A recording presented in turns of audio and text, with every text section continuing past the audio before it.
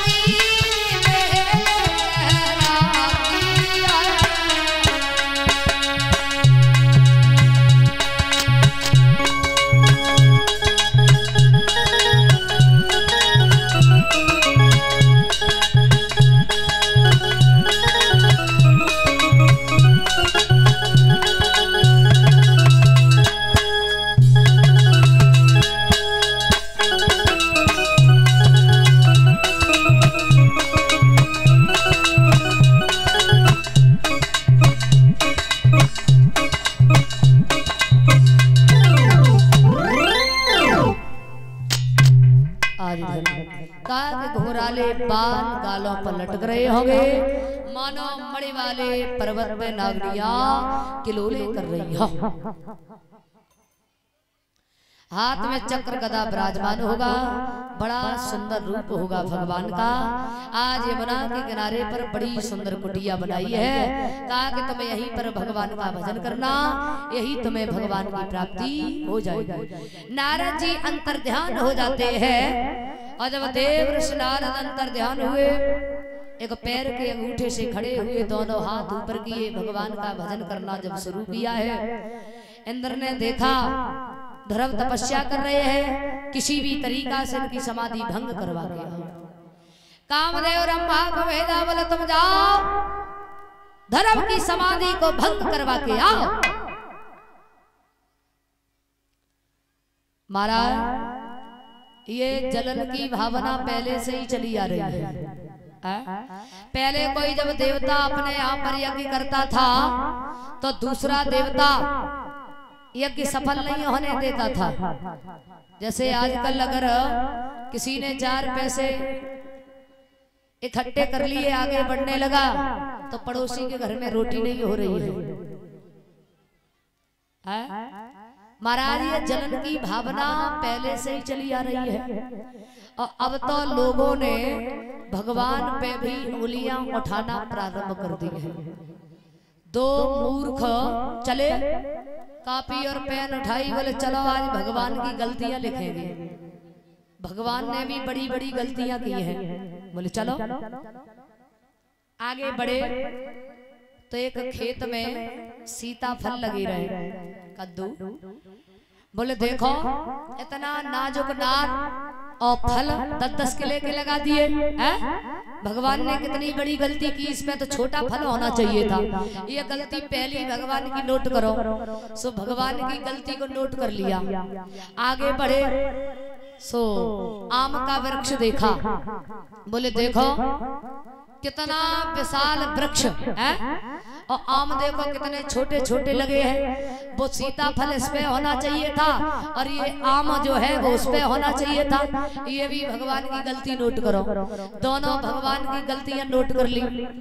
अब भगवान को बड़ी हंसी आई तो दोनों आम के वृक्ष के नीचे लेट गए, नींद आई, सो गए। और जब महाराज सो गए तो बड़ी तेजी से आंधी आई और जैसे ही आंधी आई सो आम टूटो, नाक पे गिरो, बेहोश हो गए।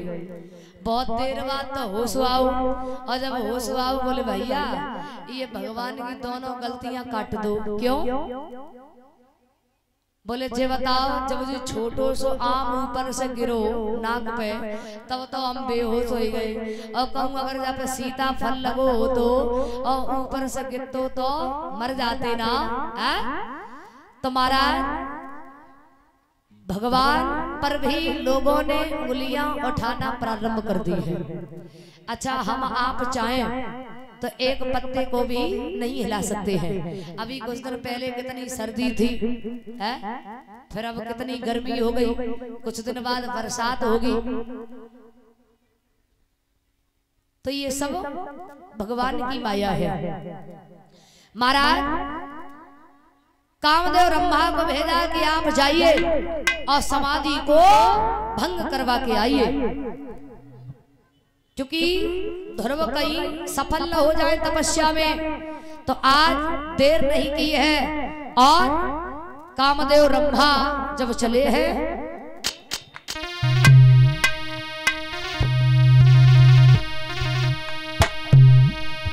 चली है श्रृंगार सजाए कोई रंभा,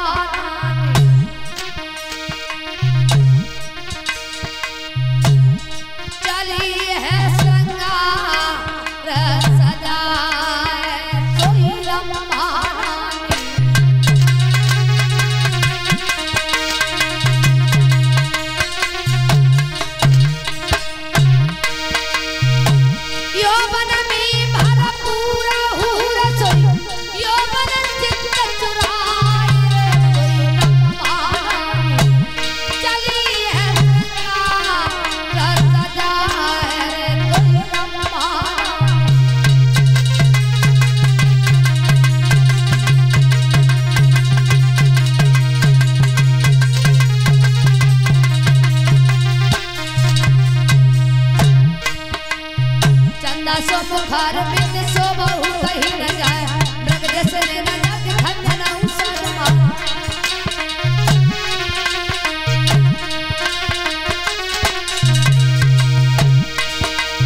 चंदा सो बुखार में सो बहु कहीं न जाए, मृग जैसे न जाके खंजना शर्मा। यो मन में भर पूरा हुरा सोई, यो मन चित्त चुराए सोई रंभा।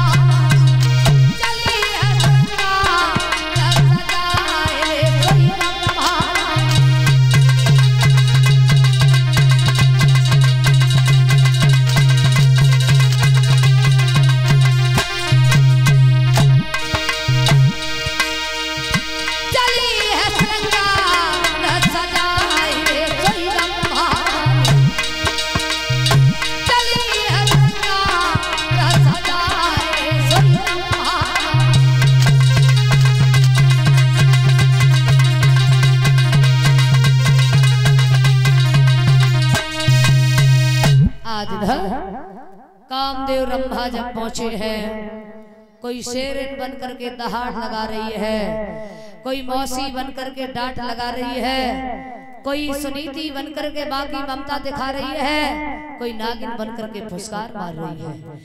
एड़ी से चोटी तक की ताकत लगाई, लेकिन महाराज ध्रुव की समाधि को नहीं खुलवा पाई है। बड़ी ताकत लगाई है। जब ध्रुव की समाधि को नहीं खुलवा पाए, पुनः वापस लौट जाते हैं कि ध्रुव ने खींची प्राण वायु, तो वायु की त्रिलोकों की, कोहराम पड़ा ब्रह्मांड हिला, दम घुटने लगी प्राणियों की। महाराज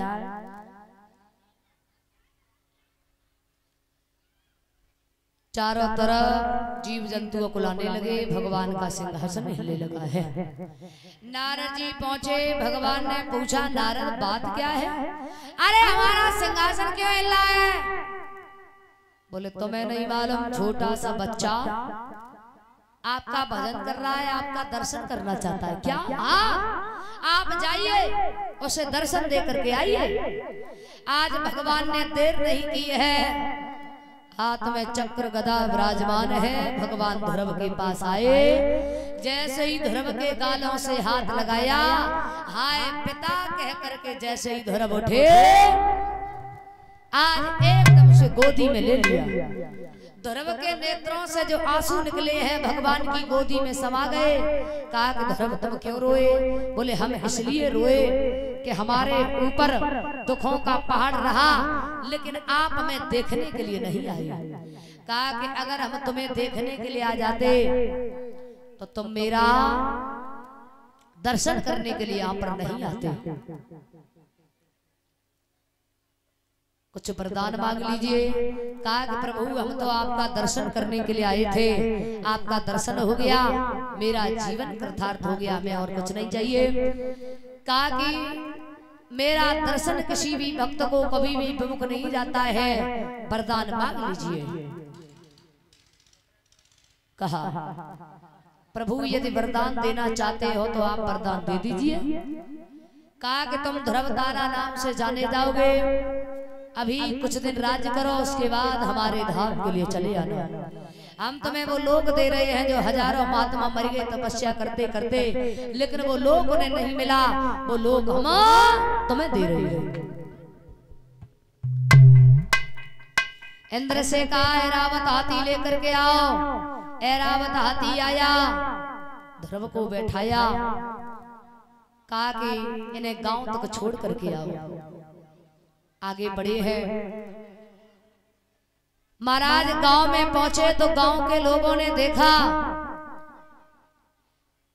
कि ध्रुव भगवान का भजन करके लौटा है, भगवान का दर्शन करके लौटा है। तो जितने भी नौजवान बुजुर्ग बच्चे सब चले हैं ध्रुव का दर्शन करने के लिए। और महाराज यदि भगवान का दर्शन न हो पाए, भगवान के भक्त का ही दर्शन हो जाए तो ये भी बहुत है। कहा ध्रुव लौटे हैं भगवान का दर्शन करके, तो आज सभी ध्रुव का दर्शन करने के लिए जाते हैं। तो सब पैदल पैदल चल रहे हैं। ध्रुव ने देखा जो हमारे बुजुर्ग हैं, हमसे बड़े हैं, वो पैदल पैदल चल रहे हैं और हमें से ऐरावत हाथी पर, तो ध्रुव भी सबके साथ पैदल पैदल चलने लगे। एक छोटे से बच्चे में इतने बड़े संस्कार परीक्षा दिए। और आजकल देखो, आजकल अगर कोई बुजुर्ग अपनी तरफ से राम राम राधे श्याम सीताराम करियो दे, तो वे जो समझते हैं कि हम कुछ हो गए, हमसे राम राम कर रहे हैं। और अब तो राम राम सीताराम राधे श्याम सब गई, अब तो टाटा बाय बाय नहीं और चली आया। पहले जब किसी के पैर छुए जाते थे तो अपना सिर दूसरे के पैरों पर रख देते थे, तब माने जाते थे पैर छुए। लेकिन अब तो एक ही हाथ से छुए जाता है और वाला पैर को पहुंचे तो पर ही छुए ले। और बड़ी बड़ी सटन में देखी हो एक दूसरे को पेट ही छुए ले तो बस पैर छुए गए। पहले जब घर में कोई रिश्तेदार आते थे तो उन्हें दूर तक भेजने के लिए जाते थे। अब तो कमरा में बैठे बोले टाटा आए स्वाई मत आइयो। पहले और अब में बड़ा अंतर हो गया। अच्छा, आजकल के जितने भी नौजवान हैं वो हमारे बुजुर्गों को कुछ नहीं समझते हैं, लेकिन बिना बुजुर्गों के कोई कार्य संभव नहीं होता है। एक लड़का और लड़की का फेर चल रहा था, तो लड़के ने कहा देखो शादी तो हम यहीं से करेंगे। तो लड़की के पिता ने कहा शादी तो हम कर देंगे, लेकिन हमारी एक शर्त है।